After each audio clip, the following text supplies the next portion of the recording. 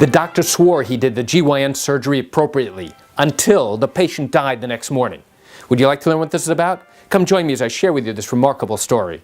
Hi, I'm Gerry Oginski. I'm a New York medical malpractice and personal injury trial lawyer practicing law here in the state of New York. I had an opportunity to question a gynecologist in a case involving a woman who went in for GYN surgery. The doctor was going to be removing fibroids. And now it was a routine procedure according to the doctor. There would be no problems and everything would be fine. So what happened was the patient has the surgery, goes home.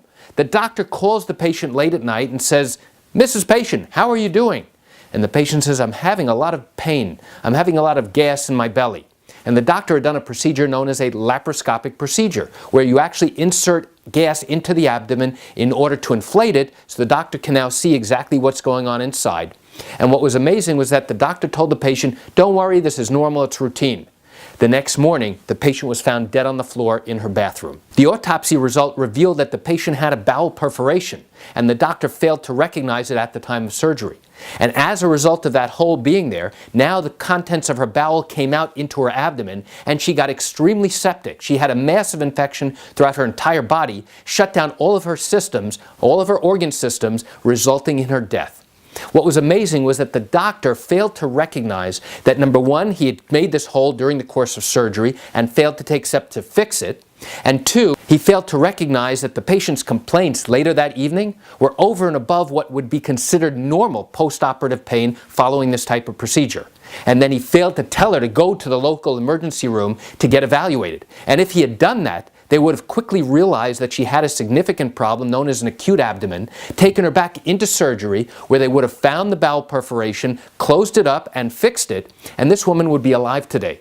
And so it was amazing that during the course of the doctor's question and answer session, known as a deposition, the doctor swore to me that he did the procedure entirely properly. He swore to me that there were no perforations. He swore to me that everything was done according to good and accepted medical practice, except when I confronted him with the autopsy report, he had nothing to say. He could not explain how he, number one, caused that injury, and he couldn't explain how he missed that injury before closing and leaving the patient on the table. So why do I share this quick story with you? I share it with you just to give an insight and an understanding into one type of case I handled where a doctor clearly violated the basic standards of medical care. You know, I realize you're watching this because you likely have questions or concerns about your own particular matter. Well, if your matter happened here in New York and you do have legal questions, what I encourage you to do is pick up the phone and call me. I can answer your legal questions. You know, this is something I do every single day and I'd love to talk to you.